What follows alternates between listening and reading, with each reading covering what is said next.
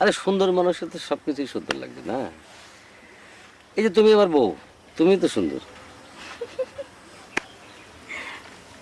আচ্ছা শোনো, আমার আব্বা মানে তোমার শ্বশুর বাড়ি বানাবে। বানাবি তো। মেয়ে বিয়ে দিতেছে, নতুন জামাই বাড়ি যাইবো, তো বাড়ি বানাবো না? ঠিকই করতেছে। আমার শ্বশুর বুদ্ধিমান আছে। তা তো অবশ্যই বানাতে হবে। তাহলে তুমি এক কাজ করো, কালকে 5 ট্রাক বালু পাঠিয়ে দিও। হ্যাঁ, মানে বালু? আমি বালু পাঠাবো কই থেকে? আমি কই বালু পাবো? ওমা, তুমি বালুর ব্যবসা করতেছো, তোমার শ্বশুর বাড়ি বানাবে, তুমি বালু পাঠাবে না? কি কও তুমি? তোর মাথা ঠিক আছে?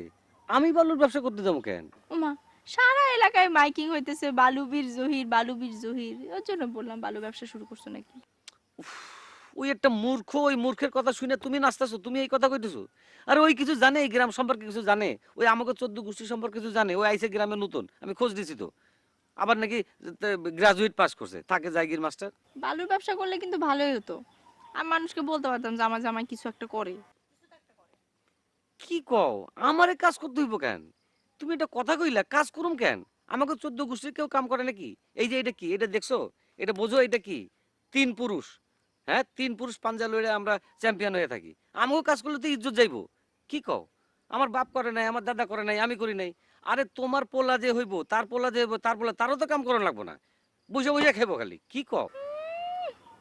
তুমি কেমনে বুঝলা যে তোমার পোলা হবে? বুঝুন যায়। পোলাই হইব, পোলাই হইব। আরে পোলা হইতে হইব। বাহুবীর হইতে হইব না? কি কও? বংশ পরম্পরায় যে ঐতিহ্য, সেটা রক্ষা করতে হইব না? তুমি দেখো, পোলাই হইব আমাকে।